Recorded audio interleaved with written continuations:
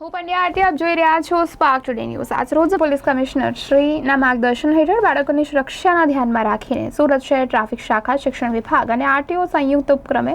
સુરત શહેરના 1800થી વધારે સ્કૂલોના આચાર્યોની મીટિંગ રાખવામાં આવી, જેમાં બાળકોની સુરક્ષાને સુનિશ્ચિત કરી શકાય તે માટે school bus, school van, school રિક્ષાને સુપ્રીમ કોર્ટની ગાઈડલાઈન મુજબ અમલવારી કરવા માટે એક પ્રેઝન્ટેશન બતાવવામાં આવ્યું અને સાથે આચાર્યોને આ વિષયને લગતું વધુ સંવેદનશીલ બનવા તેમજ મુદ્દાઓની ચુસ્તપણે અમલવારી કરવા જણાવવામાં આવ્યું, જેમાં સ્કૂલ તરફથી જે ટ્રાન્સપોર્ટેશનનો માધ્યમ ઉપયોગ કરવામાં આવી રહ્યો છે તે તમામ આ નીતિ નિયમો મુજબ અમલવારી કરવા માટે શિક્ષણ વિભાગ, આરટીઓ અને સુરત શહેર ટ્રાફિક શાખા દ્વારા ચેકલિસ્ટ બનાવી દરેક સ્કૂલમાં આપવામાં આવી, જે ચેકલિસ્ટ તેઓ અમલવારી કરી અને પોતાની સહી સાથે શિક્ષણ વિભાગમાં સબમિટ કરાવવાનું રહેશે અને કાર્યક્રમમાં સુરત શહેર ટ્રાફિક શાખાના જોઈન્ટ પોલીસ કમિશનર તેમજ ડીસીપી ટ્રાફિક, તમામ ટ્રાફિકના SPO, DO Bhagirathsinh Parmar, RTO Akash Patel તેમજ ટ્રાફિક શાખા અને આરટીઓ વિભાગના તમામ અધિકારીઓ ખાસ હાજર રહ્યા। આજરોજ માનનીય પોલીસ કમિશનર શ્રી અને જોઈન્ટ પોલીસ કમિશનર શ્રીના માર્ગદર્શન હેઠળ સુરત શહેરની 1800થી વધારે સ્કૂલોના પ્રિન્સિપલને અત્રે વીર નર્મદ યુનિવર્સિટીના કન્વેન્શન હોલમાં આમંત્રિત કરવામાં આવ્યા છે, જેમાં આરટીઓ અને શિક્ષણ વિભાગ સાથે સુરત શહેર ટ્રાફિક વિભાગ એ સંકલન સાધીને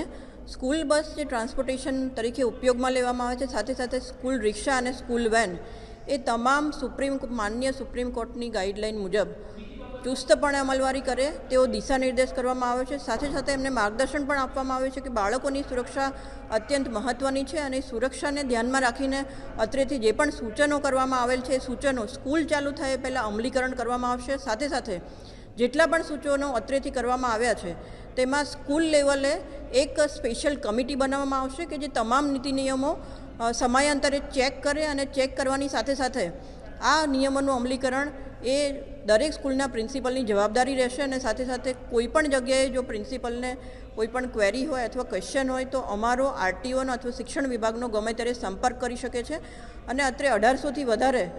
સ્કૂલના પ્રિન્સિપલ હાજર છે અને આજરોજ એમને આ સેમિનારમાં માર્ગદર્શન આપવામાં આવેલ છે। પ્રેઝન્ટેશનમાં મુખ્યત્વે સુપ્રીમ કોર્ટની ગાઈડલાઈન મુજબ સ્કૂલ બસ, સ્કૂલ વેન અને સ્કૂલ રિક્ષામાં કેપેસિટી કરતાં વધારે બાળકો ન બેસાડે, સાથે સાથે સ્કૂલની બસનો કલર કેવો હોવો જોઈએ એનાથી લઈ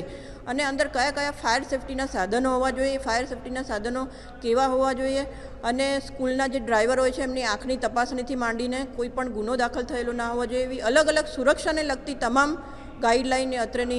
અત્રેના સેમિનારમાં આપવામાં આવેલ છે। જી મેમ, સ્કૂલ સત્ર શરૂ થવાનું છે અને વાહન ચાલકો દ્વારા જે નિયમોનું પાલન નહીં કરવામાં આવે તો કેવા પ્રકારની કાર્યવાહી કરવામાં આવે? ચોક્કસપણે જો સ્કૂલ રિક્ષા, સ્કૂલ વેન અથવા સ્કૂલના ડ્રાઈવરો